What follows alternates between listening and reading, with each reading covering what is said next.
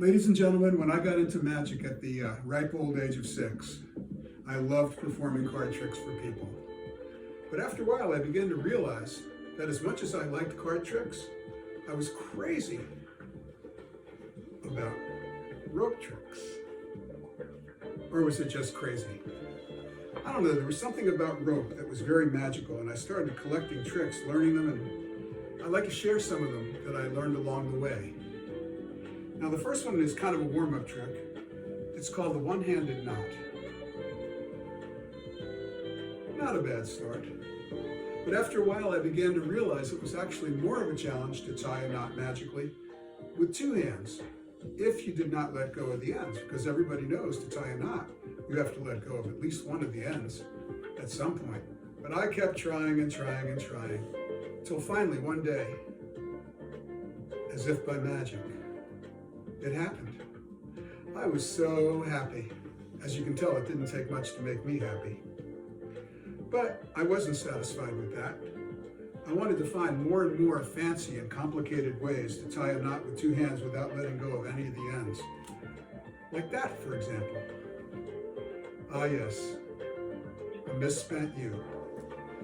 This is called getting to know the rope, by the way. Now after a while I realized, that was 3 tricks in a row where 1 knot magically appeared.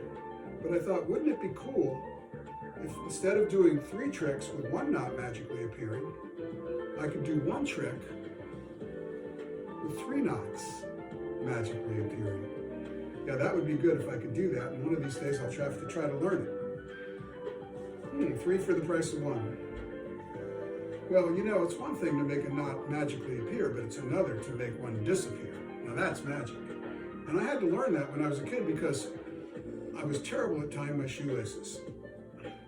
Because I would always get the end through the loop. And I think we all know what happens when that happens. It's kind of a hopeless situation. Would you mind holding the end of that for a second? Oh, never mind, forget you saw that. When my grandmother actually tried to teach me to sew. You talk about a hopeless cause. And I'll give you kind of an example here with the rope. Let's see how she did this. Yeah, first thing she wanted me to do was try to thread the needle. And that's where I kind of got stalled right out of the gate because I couldn't see that well. It's kind of like a camel trying to go through the eye of a needle. How am I doing so far? How about now? Is that better? All right. That's a fun little trick. But the tricks don't always work. And I don't want to say I take it to heart or get despondent or have feelings of hopelessness when I fail at a trick.